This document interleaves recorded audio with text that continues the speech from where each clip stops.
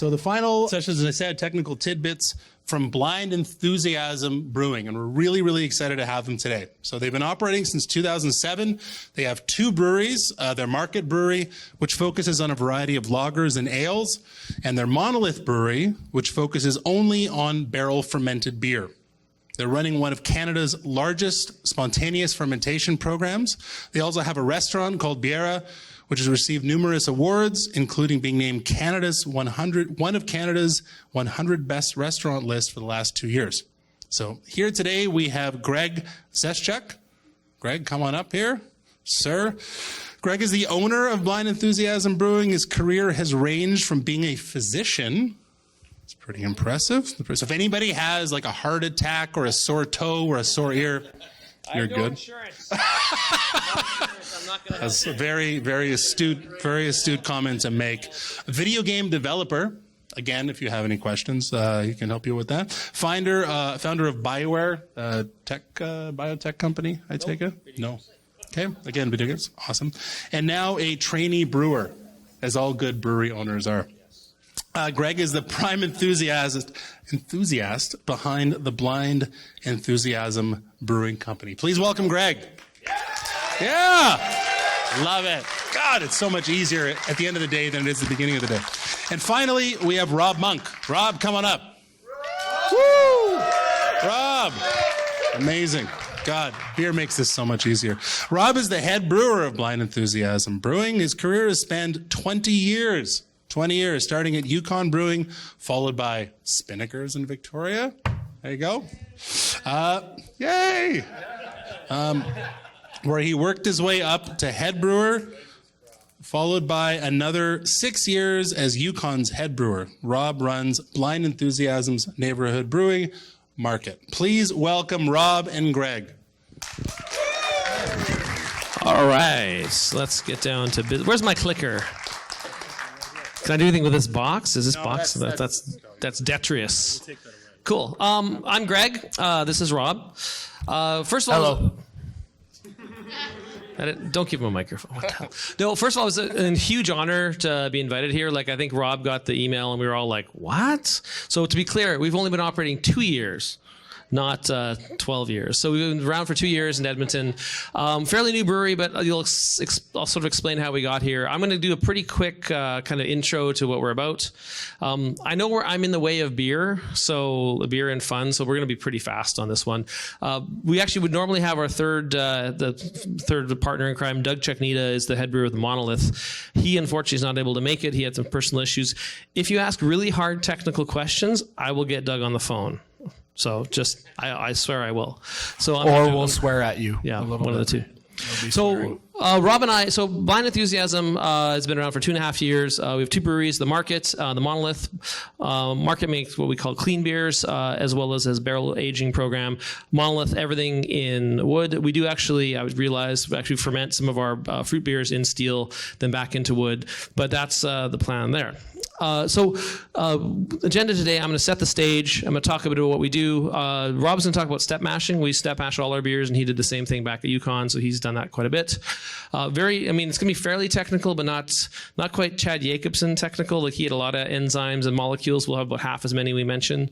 I'm going to talk about turbid mashing. Doug normally does that. That's what we actually do for everything in the Monolith. We have one mash program that I'll talk to you guys about. And questions. Also, in the byline of the presentation, we talked about having a HopGun. That's the only HopGun. We don't have time for that today, so that's it for HopGunning today. So this is, I always have this in all my talks because this is like my life's philosophy. It's like, have fun, be dangerous, do things you really enjoy, and take risks. It's kind of like the Blind Enthusiasm idea where, I didn't really know what I was doing when I was starting a brewery, but I just kind of jumped in, got a bunch of great folks to help me out to do it. I was a doctor. It's funny, like the presentation, the sort of introduction basically spoiled all the surprises. There's no surprises anymore I got nothing. So I was a medical doctor. I worked for 4 years as a family doc. So I was actually fully qualified and working. I started a video game company called BioWare at the same time. BioWare started in my basement. Thank you. Thank you, nerds. You're my people. So it started in my basement, quite literally with Ray Musica, who was 6'5" and would hit his head on the ceiling because he had this really low part, and every once in a while he'd knock himself out. Then he's like, Greg, we need to get an office. So BioWare grew. This is us as like super youngsters. It's probably hard for you in the back to see, but this is like super nerdy, me and Ray, and also Og was our third partner. He left. For those of you that don't know, BioWare started in Edmonton, eventually got to be quite a giant video game company. I'll talk about that a bit more. I always joke about our award on the right. That's the Export Development Award for young entrepreneurs. They judged that award based on what percentage of your business was export. We had one customer in the US, 100%, we won. They didn't look at dollars. They just looked at like percentage. Brilliant, right? So always be skeptical of awards because sometimes they're bullshit. But we got it. It was pretty good. Whoa, I lost control. Oh, man. Oh, there he is. Wrong way, other way. Oh, sorry, wrong button here. I am far right. Yeah, I was pretty skinny back then.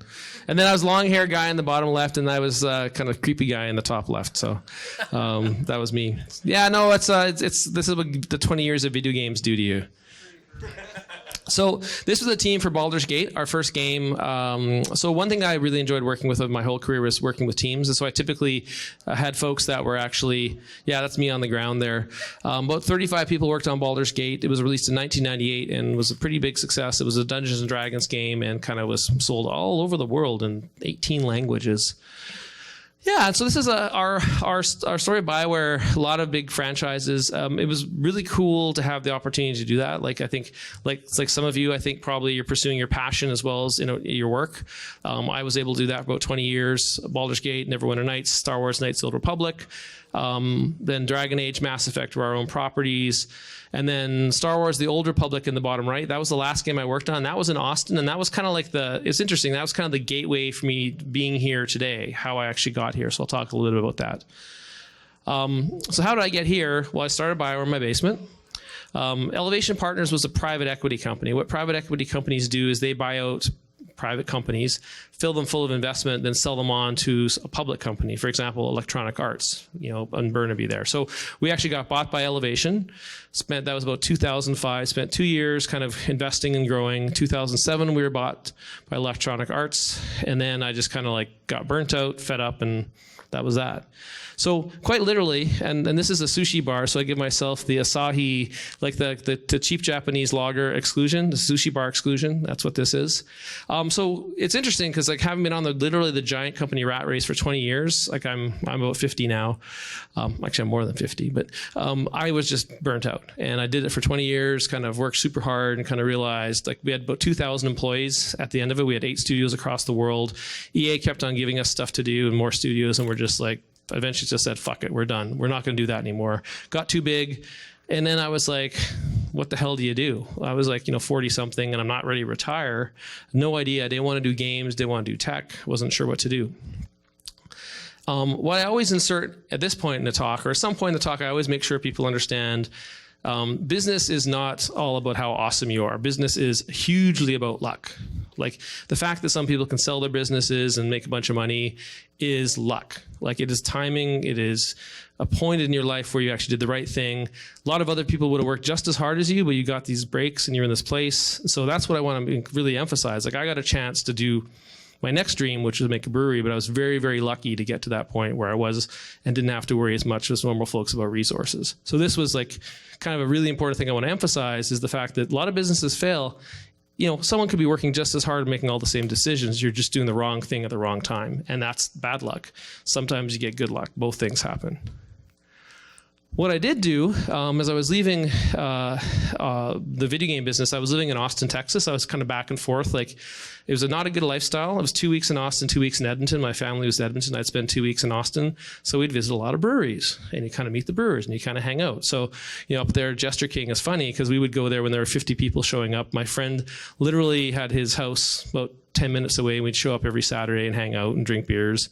But you got to meet all these people, and I was super excited about entrepreneurship. I was a business person myself, and I was like, these people are doing crazy stuff. They're challenging these big giant brewing companies, and it's the classic Don Quixote. And so I thought, man, I want to put this on video. I want to interview these people. So what I did was found Mike Mann on the right there, and we actually he was a Texas UT film grad, and we did a beer show called The Beer Diaries for about 2 years, 30 episodes.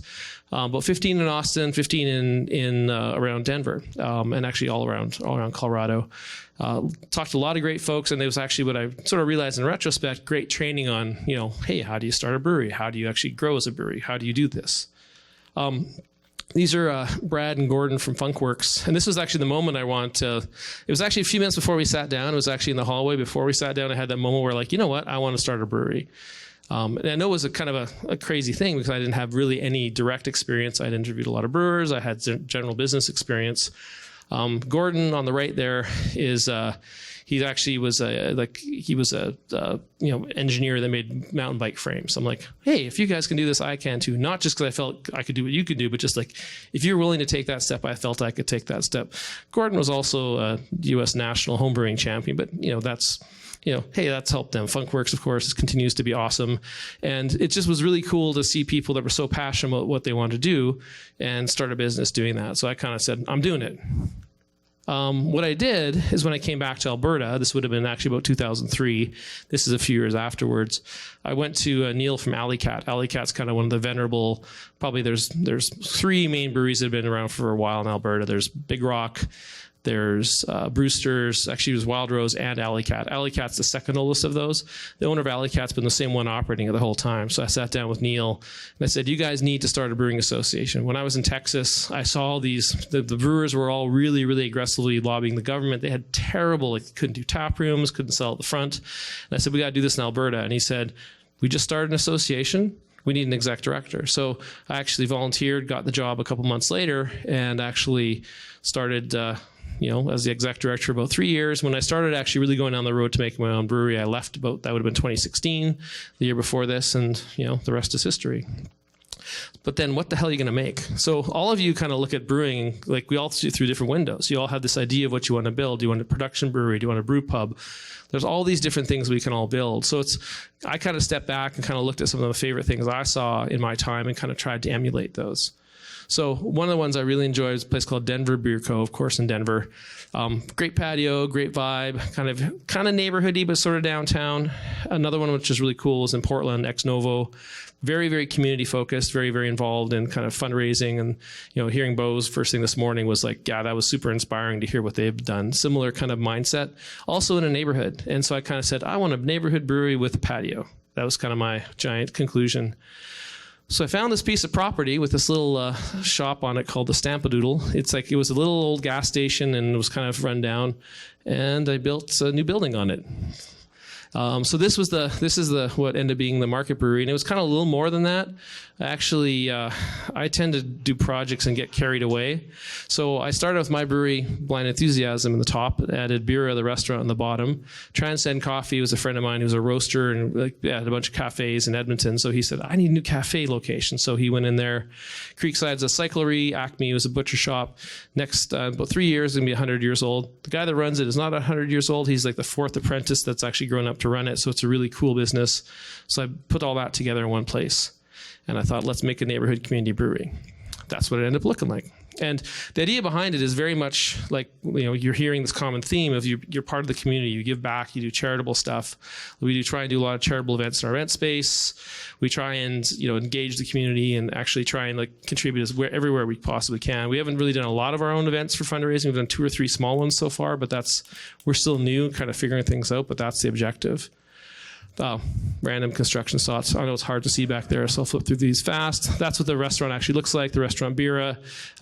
Really, it's kind of trying to casual fine dining is our objective, but the chef, she's super good, and she's done a really great job making a menu that works well with beer. She worked in Belgium a couple of years, but was from Edmonton, which was really cool.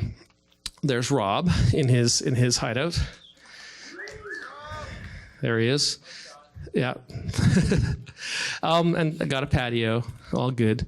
And then this is the Monolith. This is the other brewery. 3 stories. It's got 4 barrel rooms. We're actually about 1 barrel room full so far. I'll talk about this. So what we normally would do is, this talk, Doug Checknita is our other head brewer. Doug is a super sharp guy that has spent his whole life learning about this stuff. He worked at Cantillon for about 6 months. He's not able to be here today, but I'll do his part of the presentation. I know enough of it to kind of get to a high level, but I'm not joking. If you do have serious questions, he's waiting on the phone, and we'll call him. Meanwhile, Rob's going to talk. I'll call him. He's going to call him. Rob will chat about step mashing, and he's really excited about this. He'll tell you how excited he is to be up here.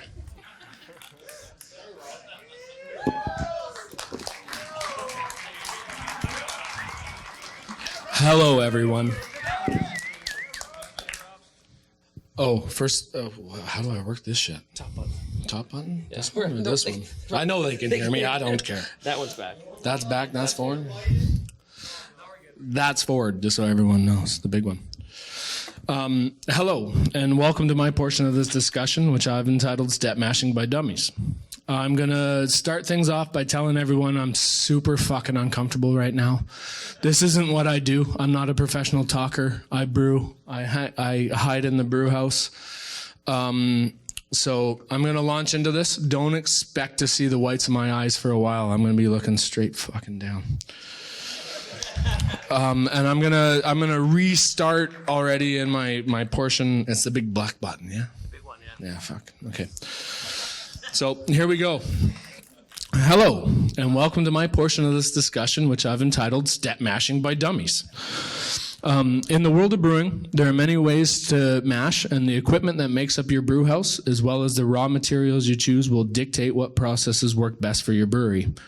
I've never considered myself much of a sciencer, so when we agreed to do a presentation, and then it got turned into the fucking technical track, it took me a little while to figure out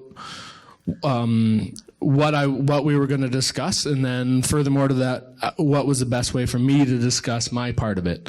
I concluded for me was the best way was to talk about my experience, and at Blind Enthusiasm, the beer we mash more than any other is our Zesty Z. The malts we choose have a lot to do with why step mashing works best for us.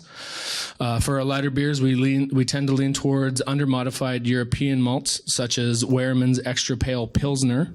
You can clap if you like on that. I don't know. Which is the base malt for the beer I'll be discussing, which is Zesty Z. Zesty Z is an unfiltered German-inspired wheat beer characterized by a slightly hazy appearance, aromas of both banana and clove, and a silky yet dry mouthfeel, and named after the one and only Greg Zeschuk, or Chuck, whatever you want to. The malt bill for this beer is made up of 50% Weyermann's Pilsner malt and 50% malted wheat. I'll be showing you the multiple steps we go through to make up this recipe. Each of these steps are intended to influence either the flavor, aroma, mouthfeel, clarity, and or head retention, and for us, all of the above. They are also intended to give the enzymes the correct environment to break down components of the grain not yet modified by the malting process. The three main factors in controlling the enzymes in this process are pH, temperature, and time. We control the temperature through the bottom heating zone of the mash tun, and the pH by the addition of an 88% lactic acid solution directly into the mash and later into our HLT and our sparge water. For us, we wanted to create a beer that had a nice balance of both esters and phenols. And as we go through talking about the mash schedule for Zesty Z, it's important to note that the temperatures and pHs are in ranges and there is overlap. The temperatures and times for Zesty have evolved over the last 2 years of production. I thought it was worth showing this grain slide just for the simple fact of relaying the fact that all the enzymes that we're talking about are already in the malted grain. And it's just up to the brewer to give those enzymes the best environment to do what they need to do. Clearly, we start by milling. Milling is intended to break the outside husk of the grain and give the enzymes a chance to get at the things inside. The first temperature we shoot for is our mash-in temp, which is 45 degrees. The time it takes to the mash-in, as well as the time it takes to rise to the next temperature rest, is an adequate amount of time for this process. Provided you are not using unmalted adjuncts, then you will need to adjust accordingly. Our brew house, being semi-automated, regulates the temperature from the bottom heating jacket and mixes through the mashing process, so the strike temperature is the same as the target temperature. We do not acidify our HLT water at the start of the brew, and instead we'll add a measured amount of lactic acid straight to the mash tun. We'll adjust the mash pH range to about 5.6 to 5.9 for this rest, and we'll finish the pH adjustment after the mashing process is finished and we enter the next rest. A large reason for this is the fact that Edmonton's water is extremely variable in its pH and its hardness from season to season and even day to day. Another reason for the temperature is to aid in the creation of one of the flavors that are synonymous with German wheat beer and the beer that we produce in Canada here with the same ingredients, clove. Clove is a phenol, comes from the decarbolization of ferulic acid to create the compound 4-vinyl, and everyone can say this one with me, guaiacol, because it's kind of a fun word to say, or 4VG, guaiacol. During fermentation, which creates the flavor compound that expresses as clove. It's important to note that the ferulic acid rest is not the same as the phytase acid rest that is associated with the acidification of mash. We avoid this rest by our lactic acid additions and because of the more modern modification, even in the under-modified malts that we use. The second reason for this rest is for lautering, and it has to do with the breakdown of beta-glucan protein. Jeez Louise. Yeah, here we are. Beta-glucan proteins. These proteins are gummy and can make for a difficult lauter. They are carbohydrates found in the protein layer of grains like rye, wheat, oats, and some under-modified malts. They also influence wort viscosity. High levels of beta-glucans can intact may lead to more viscous wort and subsequently more difficult lautering. Is everyone having a good time so far? Rob's having a great time. I'm really enjoying myself, as I'm sure everyone can tell.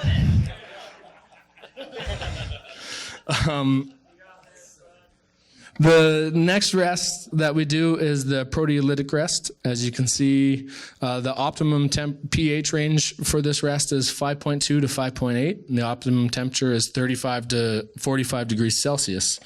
We target 5.3 pH and 55 degrees Celsius for this. So at this stage, we'll do a test on the pH and readjust with another addition of lactic acid and try to get it down to about 5.3 pH.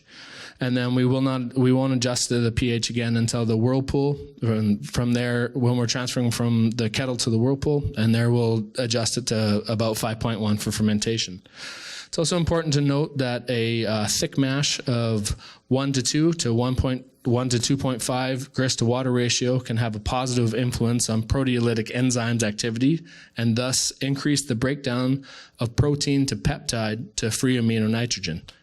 Peptase are a class of enzymes that hydrolyze peptide bonds in proteins which provide wort with free amino nitrogen, which can help to improve yeast health and lead to improved fermentation. Free amino nitrogen is a degradation product of protein in raw materials such as malted barley, wheat, and other grains. Other benefits of protease enzymes is increased degree of solubility of the proteins and accordingly lowers the viscosity of the wort, improving lautering. And because we're using 50% wheat, the risk of a stuck mash is relatively high. So for us, the trade-off between the chance of losing head retention from these enzymes and being able to get that wort off and into the brew kettle is one that we kind of balance. And we've adjusted the length of this rest time over the last couple of years of production to try to keep that head where it needs to be and keep the wort moving, as it were.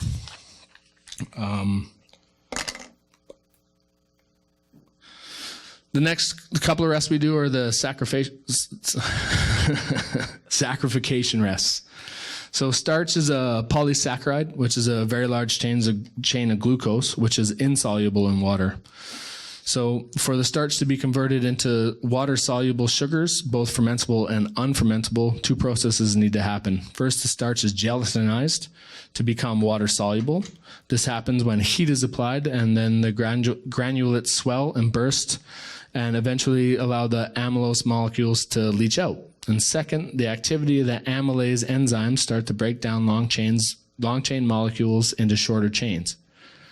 The two different temperature rests at this stage of the process have the intention of converting those long chains of soluble starches from the endosperm of the grain into water-soluble starch and then into fermentable sugars or unfermentable dextrins, which we use to find a balance of simple fermentable sugars such as glucose, maltose, and maltreose for the creation of alcohol, and larger unfermentable dextrins to give the finished beer a deeper, more complex flavor. So starch, a starch molecule contains hundreds of glucose molecules in either occasional branch chains, amylopectin, or unbranched chains, amylose. Amylopectin makes up about 75% of the starches available, with the remaining 25% being amylose. Limit dextrinase. Optimum temperature pH or optimum pH range is about 5.1 to 5.3, and optimum temperature range is about 55 to 60 degrees Celsius. Limit dextrinase isn't an enzyme that we specifically target with its own rest, but I felt like it was worth touching on as it produces a more fermentable wort. It does this by breaking or cleaving the branches of amylopectin starch chains that neither alpha nor beta amylase can access, making more ends for the beta-amylase to continue to create more chances to convert those darn sugar chains into fermentable sugars. It is active at a temperature range that is covered by the last protein rest and the low temps at the start of our sac rests. Beta-amylase is optimum pH range is about 5.4 to 5.6 with an optimum temperature range of 60 to 65 degrees Celsius. For Zesty, we target 5.3 pH and 66 degrees Celsius, and target time is 60 minutes. Our target temperature at this rest is on the high side of the optimum range, maybe even a little bit out, but this came from trial and error. In earlier batches of Zesty, we had the temperature lower, but found that the beer was finishing a little lower finishing target-wise than we would intended to, so we gradually stepped that temperature up to find a final gravity we were looking for. And as you can see here, beta-amylase breaks down starch and dextrin into glucose 1 unit, maltose 2 units, and maltotreose 3 units. It does this by catalyzing the hydrolysis of amylose and amylopectin to break the external A through 4 glycidic bonds, and this will help create simple, more fermentable sugars that will lead to a drier beer. And then alpha amylase has a optimum pH range of 5.6 to 5.8, temperature and an optimum temperature range of 67 to 72 degrees Celsius. And for Zesty, we target a pH of 5.3 and a temperature of 72 at about 15 minutes.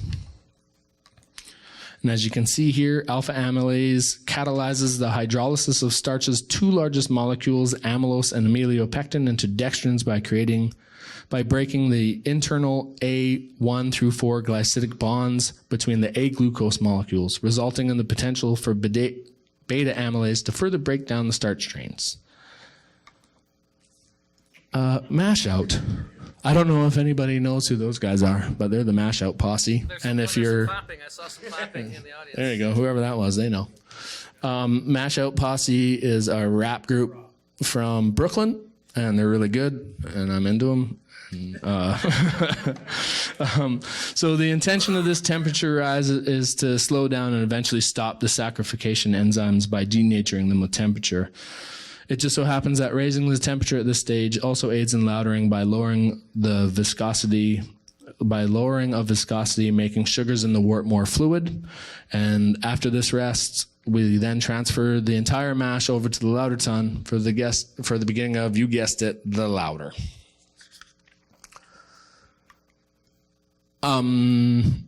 I also kind of figured it was worth touching on the way we finish this beer off. Hop-wise, we do first wort hopping. I don't know if anybody's really super familiar with that, but technically we'll wait till there's about like 2 to 3 hectoliters of wort in the mash kettle. We add a smaller amount of bittering hops. The thought process behind first wort is there's only so much bitter you're going to pull out of hops to begin with. So by adding them for an extended amount of time at a lower temperature, the thought is that you're going to pull out a less bitter and more flavorful bitter note out of those hops, and it also allows you to bitter with a lower alpha acid hop. We then wait until about mid-boil. We'll add another hop addition of Tettnang. The reason for that is we don't want to create too much competition flavor-wise with the hops and the phenols and esters that are really synonymous with the beer that this beer is modeled after. We ferment it with Wine Stefan 3068 at a temperature of about 19 degrees. Again, we've adjusted that temperature a few times over in an effort to really kind of create that flavor profile that we were looking for. We're shooting for about 10 IBUs. So, in conclusion, this has been the step meshing process that we use to produce Zesty Z. Each of the steps that we use here are intended to help specific enzymes already present in the malt itself manipulate the wort to create different flavors, textures, aromas, and head retention. Each of the steps in this process will help us make a dry, drinkable beer that can both be crushed on the sunny patio or analyzed while standing alone in the corner as the other beer nerds have their precious social interactions. It's also kind of important that it was like we were really going to rely heavily on Doug, that's Doug, on answering any and all questions. I clearly am super uncomfortable, so Greg and I will do our best, but I do reserve the right to refuse to answer any questions, whether that's polite or with a lot of cursing. Yes. Sorry, first, more of a comment than a question. Rob, you look beautiful. No, sorry, Greg, you look so much better with a beard than when you didn't have a beard. So, Well, that's Doug. Doug's just ugly like that all the time, I'm afraid. That's just dude. He grows some mean chops. He should grow his chops out. Doug looks better than both of them. yeah, he does. Oh, yeah. And second question was, 19 degrees is a really high temperature to ferment a lager. Well, we're fermenting it with technically a hef strain. So 19 degrees is on the higher side of that of that particular strain, but it's within its optimum range. And with us going through the efforts of creating those phenols to create the clove, for us it was important to bring on that banana flavor as well, which obviously comes through fermentation. Do you find that the 19 degrees makes the fermentation faster? Not by a lot. We're still looking at about a 4 to 6 day fermentation on it. And then we are very concerned about diacetyl in all the beers we do, and we'll do a average of about a 3-day diacetyl rest on everything. And then another thing that we do, I guess that's maybe a bit different than everybody, is we step crash everything. So we go down in 4-degree increments for every single beer we do. So that also gives that diacetyl another chance to just get out. Because a couple of us are incredibly sensitive to it, me not being really one of those guys. How long are you doing those step crashes for? 4 degrees for 24? Yeah, 4 degrees a day for generally, well, depending on the temperature we go to. Some of our French Saison beers that we do, we will cast out at about 22 degrees Celsius and let it free rise to the 26 to 27 degree range. So obviously from there, it takes a bit longer to step that down. Terminal crash that you like to go to? Two specifically, and then for some of our French Saison ones, we've been experimenting with a temperature rest of 12 degrees. The reasoning behind that 12-degree rest, we'll let it sit for about a week to a week and a half at that temperature. And the theory behind that is at that temperature, any yeast starts to leach out glycogen stores to be reabsorbed later at colder temperatures. But what we'll do is we'll do a side-to-side transfer off of that yeast so that the yeast doesn't have a chance to reabsorb it, and that glycogen stores acts as a bit of a bodybuilder for us. So it's a really fun trick if you've got because a lot of our French Saison beers will ferment down to the 1.2 to 1.5 range. So it's a nice way of getting some body in there. Got one more question. How do you manage your step mash? Do you have a separate mashing vessel and a standalone mortar tank? So we have a 10-heck Braucon system. And in that system, it has what's referred to as a superheated hot water system. So it heats the water to 135 degrees Celsius and then keeps that water at 3 to 4 bar, which keeps it in liquid form. And then there is 3 separate heating areas. There's the bottom heating zone of the mash kettle, as well as the calandria, and then there's a separate loop that goes out to a 2-stage heat exchanger which both cools our wort and heats our hot liquor tank as well. And then there's a mash mixer in the bottom. So the computer is supposed to monitor that, but it isn't perfect. So it's just automated enough to make you think like you don't have to do anything. But if you're not paying attention, it'll fuck shit up. Technically, it's 3 vessel. So we have a mash kettle, a lauter tun, and a whirlpool. And yeah, I apologize for staring down at the pages and droning on for what felt like an eternity for me. Hopefully it went okay for you. So we've got a little more. So I'm impersonating Doug to talk about the Monolith and our turbid mashing there. So I'm going to be pretty quick on this. I mean, there's a lot of detail. I can answer some of the questions, and if you really do have a hard one, I'll seriously get Doug on the phone. And so this is actually kind of an interesting kind of crazy thing we decided to do, and I'll explain to you kind of how we undertook it. So when we started the process, we kind of looked at, hey, there's different ways to acidify a beer. We wanted to do some kind of, when we talk about sour, we actually don't want to call it entirely sour because there's tart elements, sour elements, acidic elements. So we kind of step back a little bit. But when we look at different types of souring, it's like sour mash, kettle sour, tank sour. Those are kind of the faster ones. And then, of course, there's mixed fermentation, natural fermentation, and spontaneous. We define mixed as when we pitch bugs of variety mixture. Natural is when you take something like a flower petals and throw it in there exclusively, not pitching anything, no spontaneous. And then finally, spontaneous fermentation via coolship, which we do quite a bit. So I'll talk about that a bit later. And all these kind of have a correlating mashing technique, which give you optimal results. You want to change it based on what you're doing. So, things to consider. Hey, what equipment do you need? We actually talk a little later in this talk about we have some very specialized stuff that we actually do to do this process. The fermentation times themselves, we are completely different than most breweries who try and do fast fermentations. We want as slow as possible. We're super happy if we get 2 years. So 2 years in the barrel is a really nice fermentation time for us. Price of end product, this is a factor in what we actually sell and how we sell it. We don't know yet if people are going to buy it. We'll see. That's really exciting. Type of ingredients needed. We specifically use Soufflet's Pilsner malt, floor malted Pilsner for one of the base malts, 50%. Other 50% is a hard white wheat that we actually had specially kind of selected. It's been bred in Manitoba, and then some of the guys in Alberta from Red Shed have actually been growing it for us. And so that's been really, really cool. We've been really happy with that one. So very, very, very high protein content, very, very hard wheat. Probably will break most mills, within a few weeks. It's pretty crazy. So we actually have a 4-roller to kind of really manage that.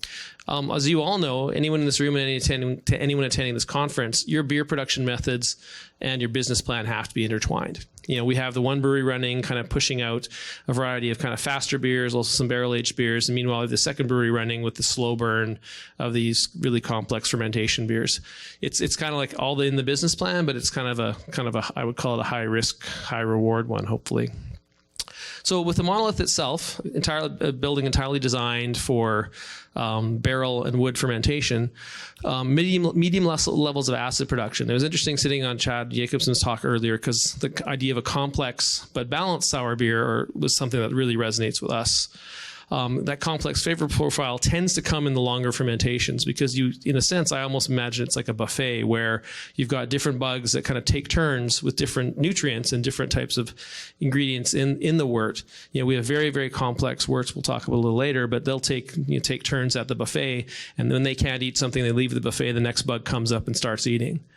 Maintaining the body in the beer in long fermentation is super important. We've done about 20 spontaneous batches. We've got about 15 mixed ferment batches now. We're typically ending at about 1-0. Like there's no technically no gravity, but we actually have nice body in the beers because of the amount of protein we have from the wheat, but also the sort of extended dextrins and other really, really unfermentables that aren't getting eaten. Spontaneous mixed natural fermentation. We said, hey, we're not doing anything easy. Let's make it extra hard and do the hardest things. So it was great fun, right? And then one wort used for all methods. So we don't actually change our wort. We actually have been using a turbid mash wort for mixed ferment beers. So that's been a really interesting innovation because most folks think, okay, the only time they step up and do the turbid mash, you actually do it during your spontaneous fermentations. We don't change it. It's always the same. In fact, our system is designed to only do turbid mash. So it's like literally a mono-purpose brewing system that we designed specific for that reason.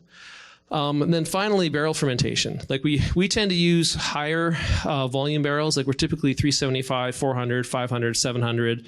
What we've when I say we, I mean what Doug's told me he's found and what some of the people he's talked to, typically the larger barrels give you a little bit of softer character in terms of the acidity and some of the sharper notes. If you go too big, like if you're at like 5,000, 8,000 liter fooders, you're like losing some character. So we're trying to stay in this like 400 liter to 1,200 liter range. So that's kind of the objective there. And for us, I mean, we're willing to be patient and we can afford to take the time. Like I recognize it's a crazy thing to do, but we're in a position to do it. So we thought, why not jump on that mono bike and just start driving and see where you end up? So consideration technique, enzyme activity, so the step mash is actually really interesting that we do because it's actually very short contact times with actual enzymatic action on the mash. And so we're actually like giving short shots. So you're ending up with a very, very fragmented and complex wort. Carbohydrate breakdown is not uniform. We're not trying to go for all glucose. In fact, all glucose would be a massive failure for us. In fact, if we don't have like half or 2/3 starches and extended chains, we're not doing well. Protein content super high. I wish I sort of have a picture of it, but you're getting a milky white wort on that sight glass. Like it is something you would look at and you think we call it schmilky. Schmilky. It's schmilky. And you get tons of nutrients. And so the idea behind this is you basically give this massively thick, complex wort, and so you can actually extend that fermentation. Like your typical in the lambic world, 18 months is when folks start really pouring beers for commercial purpose. Like that's really when that kind of initial fermentation is done. So if you're doing stuff like that's finishing at 6 months, you're doing it too fast. In that kind of philosophy. For us, turbid mash made the most sense, and we thought it would be interesting to apply it to mixed ferments, because typically, like I said, folks aren't doing it for mixed ferments, but we've been really happy with the results. So the definition of a turbid mash, step infusion, triple liquid decoction. I'll break down our exact mash schedule and talk to you about that in a few minutes. It's pretty hard to follow, but I try my best. So unlike a traditional decoction, we're using a mash, you're removing the mash and decocting that, you're actually removing just liquid. And this comes back from, like, you've probably heard the stories of the olden days in Europe, especially Belgium. Brewers were taxed on the size of their mash tuns. So they thought their big gaming the system and innovation was, well, what if we actually don't put as much liquid in at one time and do it in stages, have just this really, really, really thick mash. That way we can have a smaller mash kettle and pay less tax. Great idea. So that's what they did. And that's why we, 200 years later, got this complex one-use system from Specific to make this. So kind of a funny way to get here. The liquids infused, so we're sometimes coming off our blending station, we're sometimes coming off the secondary kettle. I'll kind of break that down, how we do that, depending on the steps. A typical turbid mash as well is like usually 30 to 50% unmalted wheat. We're kind of particular about calling it unmalted wheat because if you called it raw wheat, it would kind of undervalue the fact that we're getting it kind of washed and cleaned and, you know, really nice quality. So we call it unmalted. We use 50%. That's our standard, 50-50. And that plus the Czech Pilsner malt. Lots of texture in the finished beer, like the ones that we're going to be releasing our first beer in about a month and a half. It's, you know, 1.0 Plato, or 0 Plato, I should say, and it's got body, which is pretty cool. And then all the organisms seem to do their thing and kind of finish off the way we want to, get lots of complexity of flavor, lots of nutrients, and slow acid production. This is one thing I want to touch on is typically with what we're doing is if we're seeing acid within 3 months, we're kind of like, ooh, that's too fast. We want our acid to come a little later. We actually don't use lactobacillus on purpose. Maybe it's there certainly in our spontaneous beers, but we're typically using other organisms. Pediococcus is one of our big go-tos. And then the acid production comes kind of later. But if you don't have good acid by about 9 months, that's a little worrisome. Like we're kind of finding that the first runnings with the first barrels, we've actually started refilling and the acidity is building up much faster. So our suspicion, in fact, is that, you know, the fact that, you know, a lot of the people that have been running these kind of barrel programs for years have a little secret weapon in that they have their own little microorganism farm inside each barrel that's actually jump-starting the process more so than a fresh wine barrel. We're typically using barrels that are, you know, I don't know how many uses, but wine, port, other large format barrels. We don't use like raw oak. We previously used barrels. We actually like getting some of the character from them, but we also realize that our objective is to use these barrels multiple times. So we'll lose any character after 2 or 3 uses. But, you know, for those initial beers, it's kind of fun to try and use a Marsala barrel or Rioja.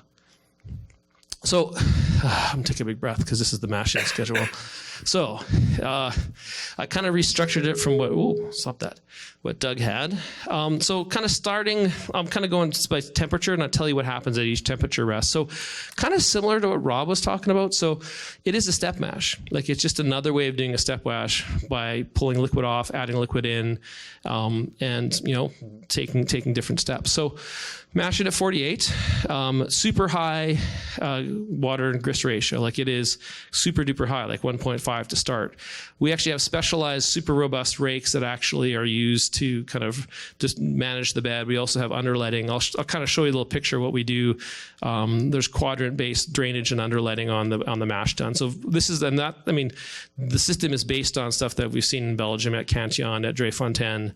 Drie-Fontaine has a more modern turbid mashing system, but Cantillon still has their 1930s one. So we actually, like, you know, with permission from the guys from those places, looked at them and kind of re-engineered something that we thought would actually capture some of that. So in its 48 Celsius, water to grist 1.5 to 1, rest 10 minutes. Up to 56 by adding 70 C water from the mixing station. Combined ratio 2.5 to 1. There's no real rest, but as soon as we hit temperature, we start draining off to the secondary kettle, and we actually start boiling. So what the purpose is, we're actually using the secondary kettle to denature everything. So what you're doing is whatever you take out, it gets denatured. So you're getting whatever has been pulled out, but you're not getting any enzymatic activity when you put it back in later. Temperature is 66. Again, that's from mixing station. 2 to 1, 30 minutes.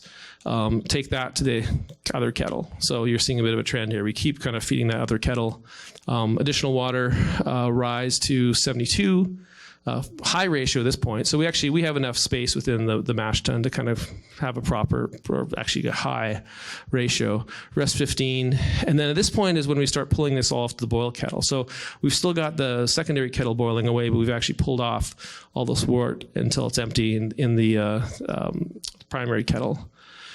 Then secondary kettle goes back in, mainly for the heating benefit. And then, you know, if we actually sometimes have to add some hot water to get it back in there just because of the thermal load we have to get to and the volume of water we're adding. Reach 78, rest 10 minutes, pull off primary kettle, and then to the primary kettle and sparge at 85. So pretty high sparge. Chad was talking earlier about phenolics, Beta-amylase and high sparge temperatures, which we're going to look at a bit. We had a couple barrels early on in our first batch of spontaneous that were a little bit phenolic, but that can be a function of a whole bunch of different things. Second season of spontaneous was not phenolic at all, which was great. So we're pretty comfortable with the sparge temperature. He also referenced that when people do spontaneous, it's typically super high. So the mixed blend we have, as well as our spontaneous, we think kind of covers that off, but we're going to evaluate that. Then boil for 3 to 4 hours. And so this whole day takes about 9 hours. It's not an awful day. It's lengthy. 3-4 hours we actually have been aging hops for the last few years. We've actually been buying old hops from people, putting them in these big kind of containers and letting them aerate. Hops, when they get aged, like properly aged, don't get cheesy. They go past cheesy. They go to a very tea-like and really unique kind of character. And that's when, realistically your alpha is like probably almost nothing. You've got some beta there. They're still bacteriostatic. So one thing we think about is the amount of hops we add to control the acidity. So if we're starting to see more acidity, we'll kind of go a little higher in the amount of hops. We didn't get quite as much acidity last year, so we're going to drop the hops just a little bit and see if we get it more this year. So after 3 to 4 hours, yes.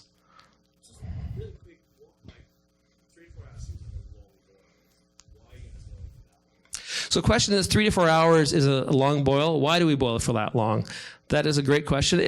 One reason it is tradition. So in the lambic tradition, people boil for 3 to 4 hours. Is the second thing, and the category 12 folks are right here. We actually did kind of a turbid mash, but not with the system. But we did like 3.5 with you guys. 3.5 like 2 days ago. You get an amazing color. Like you start with like white wheat, pale malt. You get out a really beautiful golden and orange color. So the Maillard reactions are actually kind of kicking off during that process. So our feeling is that you're getting a better color. You've way past sterilized and all the rest, but there's those sort of feeling benefits that you get from it. I mean, I think Doug would probably say it also kind of really disrupts some of the other protein in there as well. Rob? Another part is complexity. Trying to make that wort as complex as humanly possible, so it really draws out that fermentation time.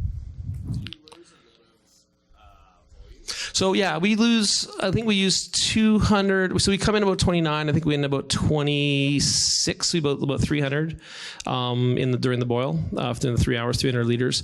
We also want to go with the cool ship. So we actually retain that. We actually lose a little less when we actually chill it and actually put it into barrels directly. But we actually lose quite a bit more when we go to the cool ship, which I'll show you a picture of. So it's interesting because that's what you do. You know what I mean? Like there's a little bit of what we do is because that's what you do, but the results we get, like the color comes out just like you start like pale white and you come out beautiful golden. And then again, the complexity of the actual wort. So there's a cool ship you can barely see because the lights, it was so dramatic.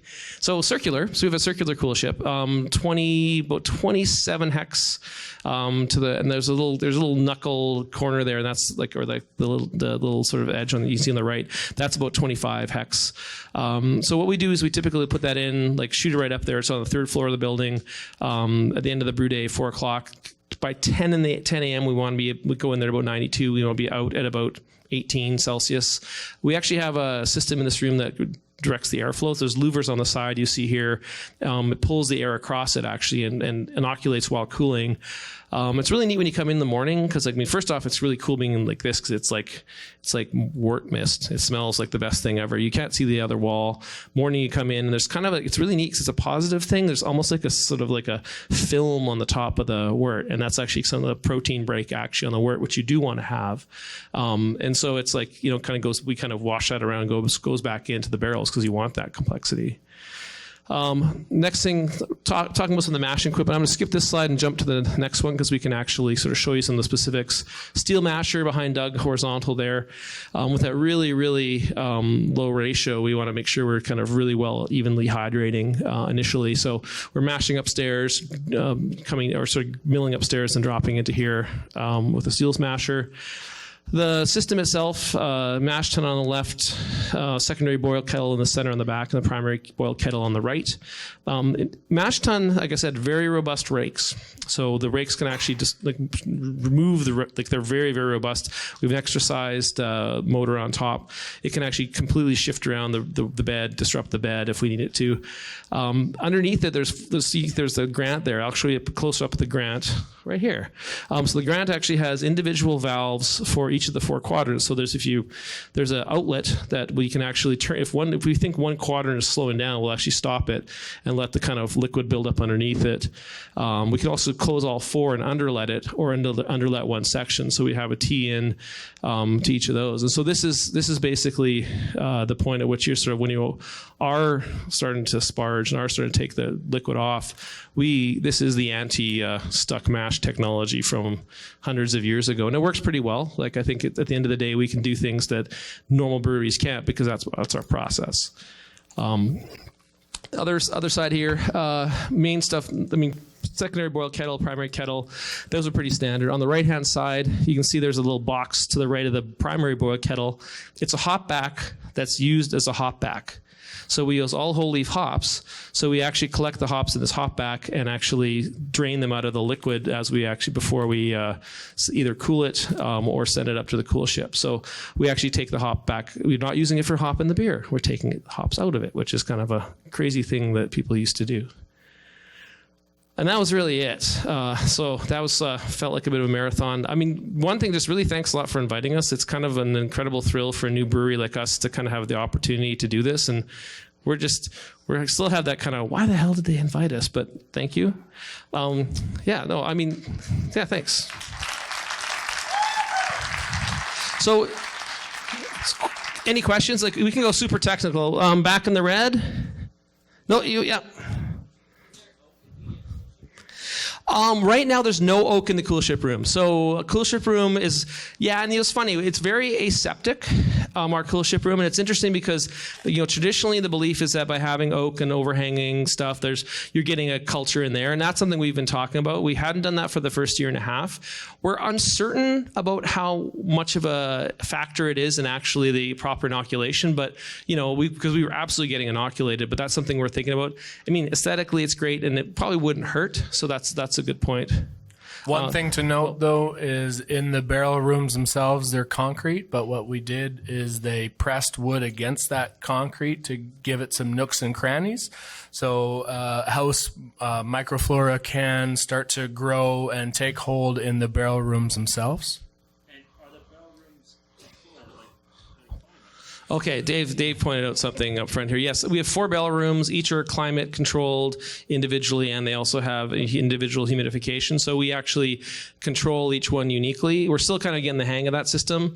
The other trick about that is you actually are always kind of like in a building. There's drafts, and so you get one barrel that doesn't get warm enough. And there's this interesting that we're trying to do this, but the other thing that's really important is the hydration and the humidification, because Alberta is super dry. Like, I mean, you guys in BC, hey, it's been raining every day. I've been here, but in Alberta it's like super dry. So we have to humidify the barrel rooms for both the barrel safety, because if they get too skinny, they'll fall apart and beer will come out. And secondarily, you'll get a lot of evaporation. Right up there. Yeah, so seasonal limits on cool ship. The sort of accepted standard on cool ship use is like we're kind of being purposely kind of conservative about it to start. So, I mean, it's around 0 Celsius. Like what we don't really want to be getting much above 5 Celsius at night. Where seasonal limits would be for us, like it's kind of like November, October, then March, April, May kind of time. So there's other breweries that have actually done it warmer. They get more sour more fast. That's kind of one of the things. And the other thing is when you get very warm, there's high risk of mold. But we're actually going to probably try. One of the things we do in that sense is we actually wait till like in Alberta, that's obviously snow on the ground. Even if the temperature gets up to the right target in spring, we'll wait till the ground kind of is uncovered, like there's patches at least. So you'll see dirt, and that's when the bugs kind of start getting in the air. There's a large number of bugs in the 1 centimeter under the snow, and once those get airborne, that's when we would start using it. We got 14 uses last spring, and I was only brewing twice a week. peak. So we had a really nice season. We had over 300 hex of spontaneous. So other questions? Huh? All done? Oh, at the top, sorry. Yep.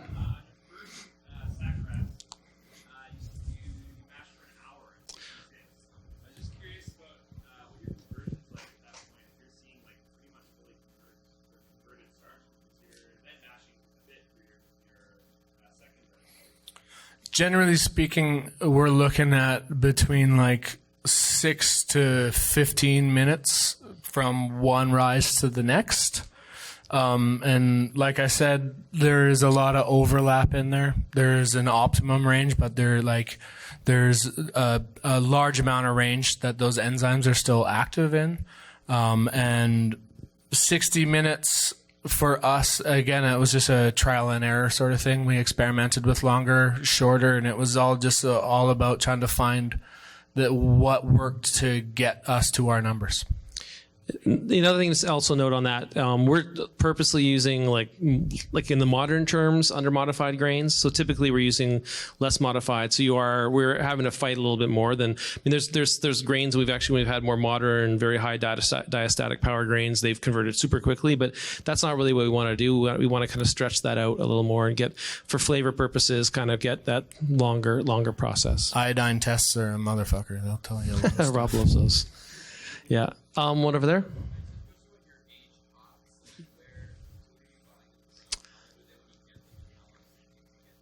For sure. So the question was about aged hops. So we kind of knew we were doing this a few years ago. So we would like call people up and say, hey, do you have anything that's like 3 years old or longer? Whole leaf always too.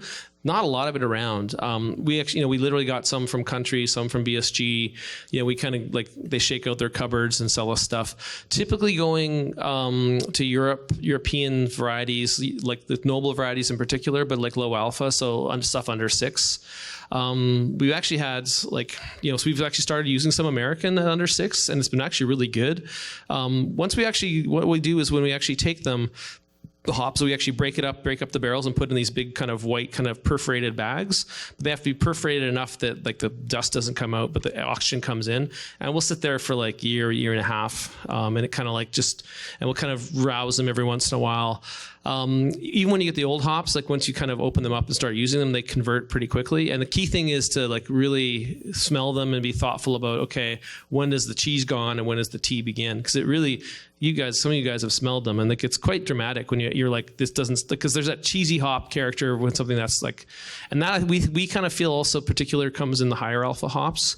Or the licorice kind of notes that you get, but these lower alpha, they get past that into very pleasant. I think, a good year and a half in that environment. Again, cool, not damp, quite dry. Again, we may be having a bit of an advantage being in Alberta with a really dry, like our humidity is like 20% at the best of times. So that may be a factor as well. Well, and there was a period of time where some hop providers were excited to sell us any and all aged old hops because nobody else wanted them. But as it started to catch on, people are like, when we were in Nashville, we had a couple of the hop guys pull us aside and ask us about them starting an aged program themselves and what we do to age our hops. And it was like, ooh. Yeah, that's correct. Yeah, that's correct. Yeah, exactly. Year and a half or so. I mean, our feeling is they probably, just on the half-life, the alpha half-life, they're kind of probably down pretty low. We haven't actually ever got sent any for testing. It's probably something we should do at some point just to see. I mean, I would be very surprised if there was much above 1% in what we're using. And we'll use for the 20 hec batch, or 29 hec sort of cast out, we'd use about 10 kilograms of whole leaf. So quite a high volume. That was the other interesting thing for us with the hop back, is we really needed the hop back because we were there's all this organic matter. We don't whirlpool. We just kind of go right through. So that was actually a good learning thing for us. Any other questions? You guys have been wonderful. Thank you for the gentle questions. Thank you.